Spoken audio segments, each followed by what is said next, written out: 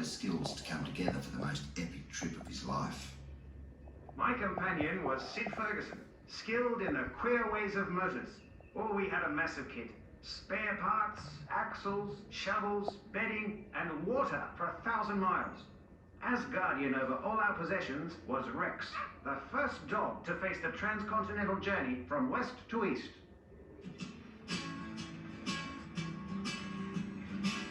Just outside Fremantle, on their first night, they're bogged. Most people I know think that I'm crazy, and I know at times Birtles had to find horses and donkeys to pull them out of the mire for the first few days, and then they began to follow the routes of the camel trains across the desert. you should know it then, in every way. The few people they encountered had never seen a car before. Some would come along part of the way, forgetting about having to walk back. So they remember with sudden alarm. Birtles' skill as a navigator made up for the fact he was still learning to drive. We turned eastward at Norseman, and ahead lay 1,000 miles of limestone plateau, forming one of the best natural surfaced highways in Australia.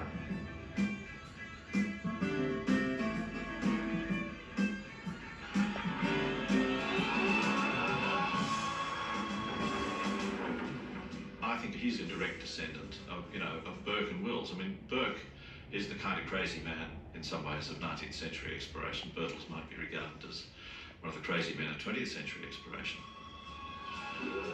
After 4 weeks and 4,000 kilometres in the desert, it snowed.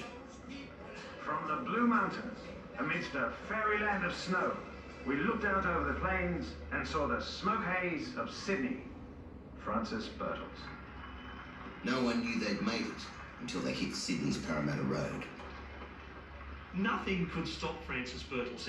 He has the most amazing resilience.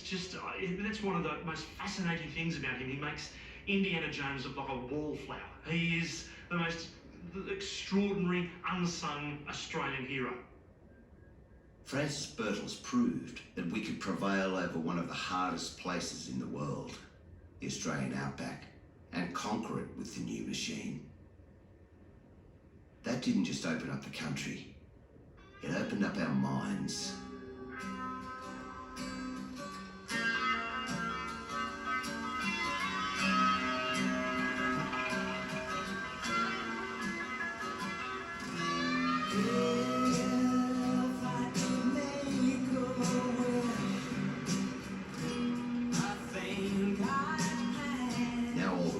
Needed was a car to take us there. In 1909, Henry Ford's latest, the Model T, arrived from America. It would change Australia forever.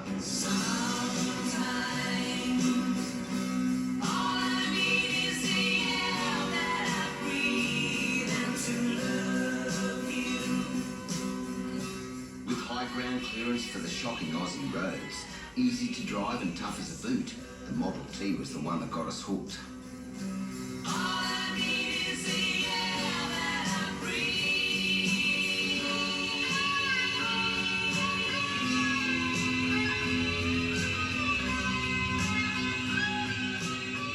It brought mass motoring to Australia, and the fact that it was so reliable.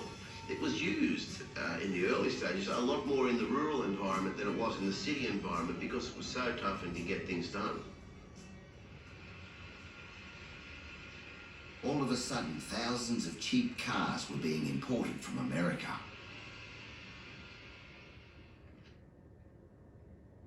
South Australian engineer Felix Caldwell developed a vehicle that would inspire love and hate in all of us. He conceived the four-wheel drive years before the rest of the world, but nobody wanted it back then. Harley Tarrant designed, built and sold 12 cars, but Ford was selling millions worldwide.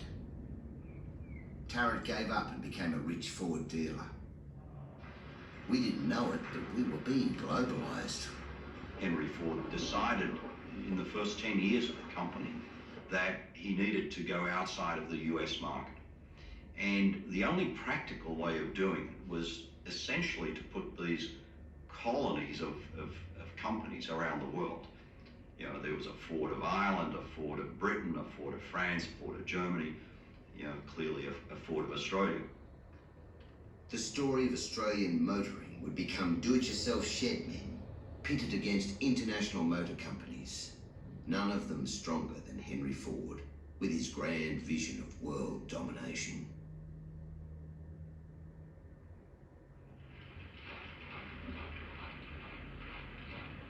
World War I was a traumatic coming of age for Australia. But along with the carnage of war came new business opportunities at home. When German submarines cut international shipping lanes, it meant we were going to have to make things for ourselves. When the sea blockade began, a lot of British surplus manufacturing which went to the colonies stopped. If you go around Australia in those days, you can still see it in old terrace houses. All the taps are made in Manchester and Liverpool, and the toilets were made somewhere else. So the colonies had to start manufacturing themselves. In other words, we could no longer rely upon Britain and Germany to satisfy our needs for this sort of hardware and machines. So here you have the nascent Australian manufacturing industry.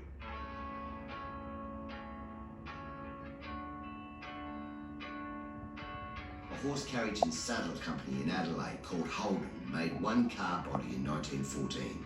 By the end of the war, they were making 600 a year. They were making bodies for US company, General Motors. That was the spark for a great Australian rivalry to begin. General Motors and Holden versus Ford. Soon after, Henry Ford gave the go-ahead to build a factory in Geelong. He was a notoriously tight man. He scrimped on money wherever he could.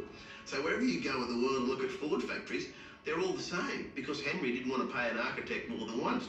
So when they were building the factory in Geelong, the assembly plant, one of the engineers got them aside and said, look, I think this is a bit of overkill here. And they said, what do you mean? They said, well, it's the same roof as they're using in Dearborn, the same structure. And they said, yes. He said, well, that's designed to take 7 feet of snow. It's not going to happen in Geelong. But it had to be built the way Henry demanded. After the war, car sales boomed.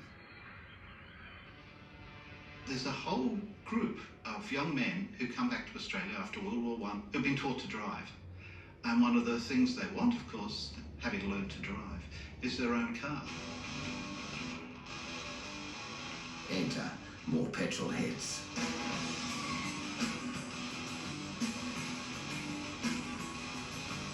For some reason, I'm not sure why, but Australians were speed-minded from the very early days.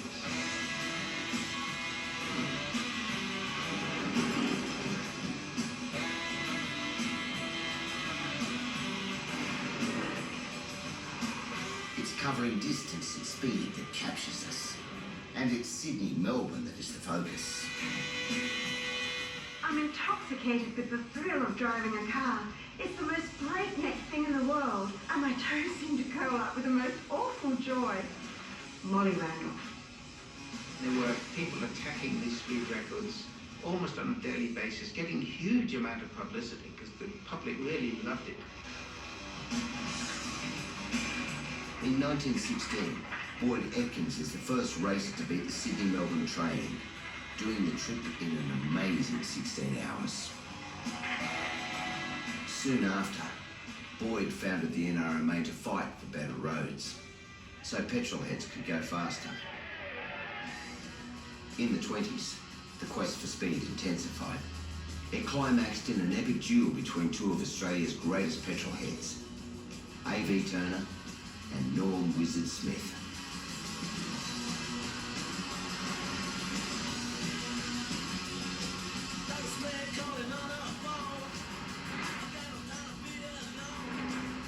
Wizard Smith slashed the Sydney-Melbourne record to 15 hours in 1920, fanging it at 80 miles per hour on the rugged roads and tracks. Then Turner takes it down to 13 hours. When Wizard Smith betters him again, Turner does it in 12 hours. One of the big handicaps in those days is they had to go through private properties and the farmers would leave the gates closed. And on one occasion, I know that one of the drivers, I think it was A.V. Turner, recorded that he opened 75 gates on his journey from Sydney to Melbourne, but he also collected 85 speeding fines. But before the police stopped them, they got the record down to 9 hours, faster than we can legally do it today. Without meaning to, the petrol heads have brought us closer. And in the next decade, their actions would reshape the very psyche of the nation.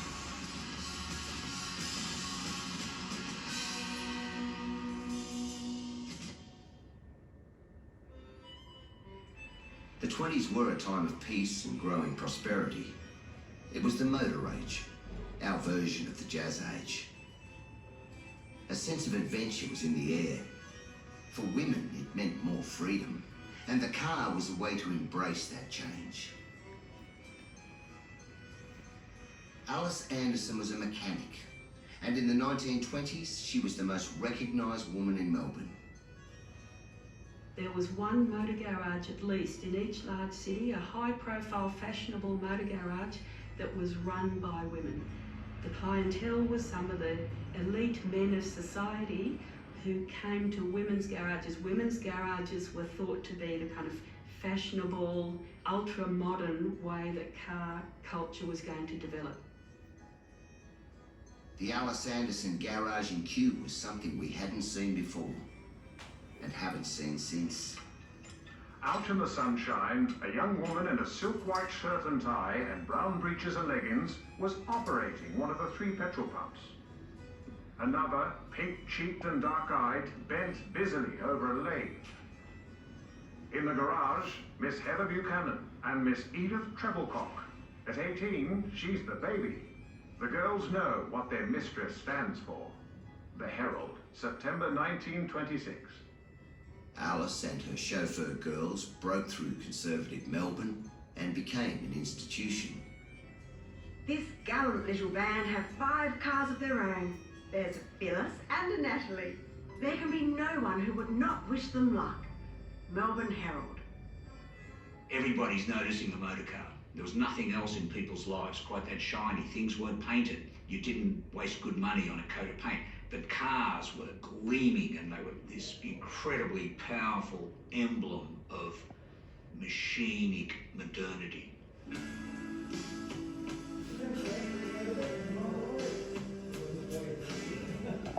The dream of making an Australian designed and built car was still alive. The Australian 6 was our first dream machine. With a big 6-cylinder motor, it was the ancestor of the Holden Commodore.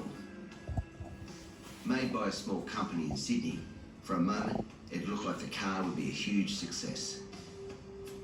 It was an attempt by Australians to build a car for Australians.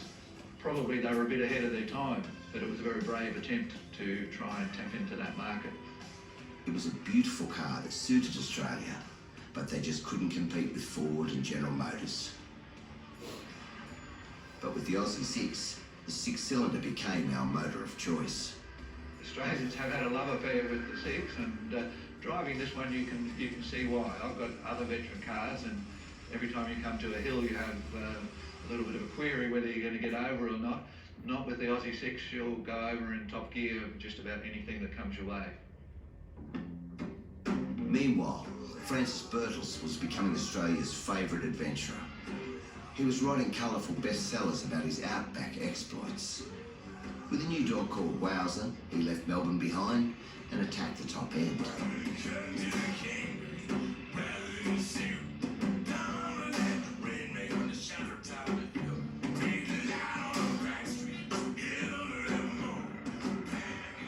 He came from a time before there were motion pictures, of course. This is how people became excited, and it was like an action film when you read a Frank Birtles story. They lived vicariously through his wild adventures and things going wrong, and stuck in the linden grass and snakes and crocodiles, and you know he really was a Crocodile Dundee type character.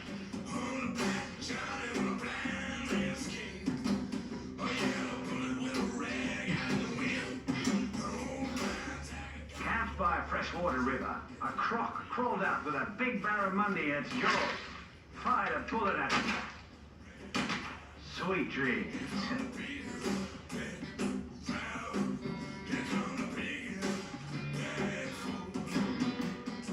Feeling rough in the guts today?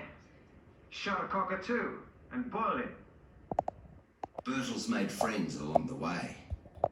He relied on Aboriginal people to save his hide. In Birtle's time, he was able to go and see things not many white Australians had seen, and he struck up a particularly good relationship with Aborigines. He had great empathy with them, and which was sort of unusual for the time, I suspect. One of the great things he did was take an extensive amount of photographs of Aboriginal people in their normal environment, not sort of tricked up things that people were wont to do in the early part of the century. They were wonderful anthropological photographs looking at the Aboriginal way of life way out in places that no one else would even dare go. For Aboriginal people, it was the start of their fascination with the car.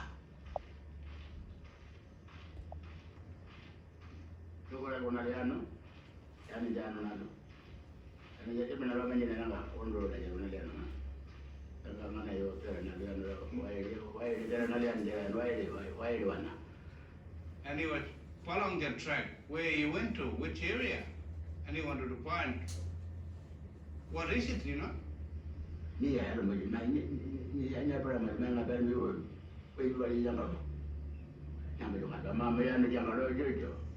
Next minute, that same old carbon come back, and they were up and tucked down. And that white fella said, well, you might go jump on, I'll keep him up right. One jumped on, everybody jumped on, and when that car moved, everyone all pulled, jumped out again. Really frightened. They were thinking about how he might go to the sky somewhere.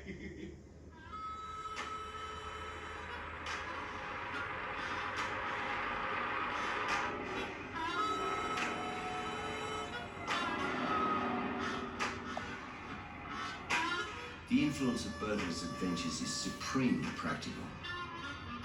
From now on, the mail starts to get through to the back beyond.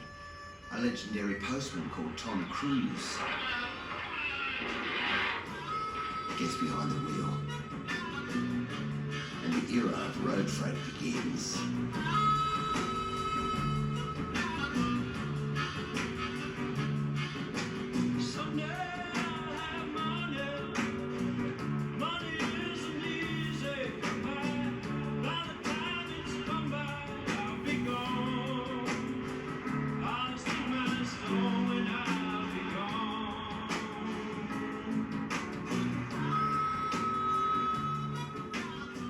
Driver called Marion Bell sets out to circumnavigate the continent with her 11-year-old daughter, also called Marion.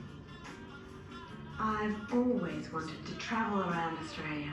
Even as a child, I would ponder the map and plan what I would do when the opportunity came. Marion Bell. The two Marions left Fremantle in 1925.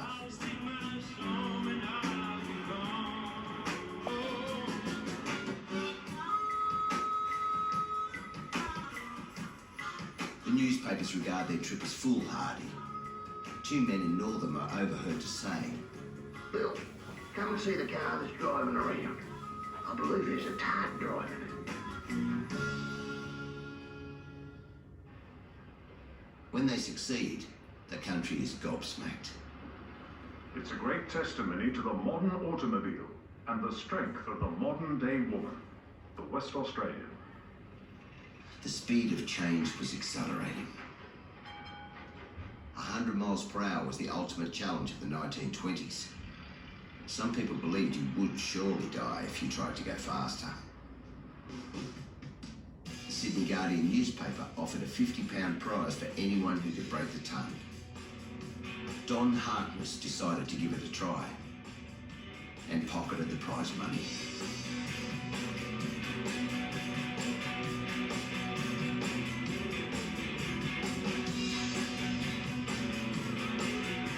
Next, the world record. Harkness designs a car around a V12 RAAF super engine called the Enterprise. A mean-looking Batmobile. He put a laconic Wizard Smith in the cockpit. I am leaving in a few moments to attempt to break a world land speed record, and I feel very confident of success. Here we are.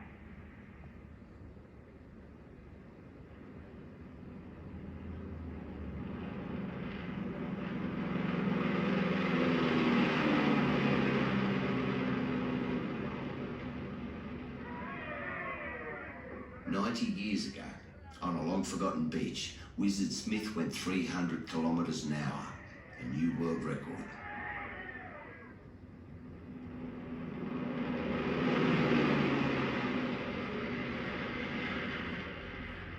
If Australia could build the fastest car in the world, what else could it do? Over in London, Francis Birtles was about to show us. In 1928, he began the longest car journey ever attempted, England to Australia. Birtles set off from Australia House in the Strand in London on his own. Now, he wants to show people in Britain how wonderful Australia is. I pointed the bean's nose to a distant gap in the hills. The great open places in Arabia reminded me of the freedom of our outback. Most people speak of deserts with awe. To one who has lived most of his life in this country, it seems paradise to those overpopulated regions of England and Europe. 50 years later, car buff Peter Werrick drove Birtles' car and couldn't believe he did it. Birtles was a man of iron. I never met him, but I know that because I've driven his car.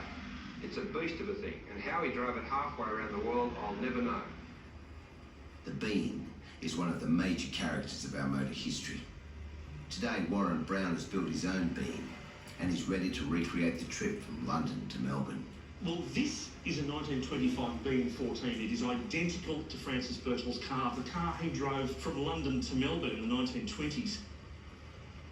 I just want to know what went on inside his head. What sort of a person was Francis Birtles that he could decide to just set off into the unknown and then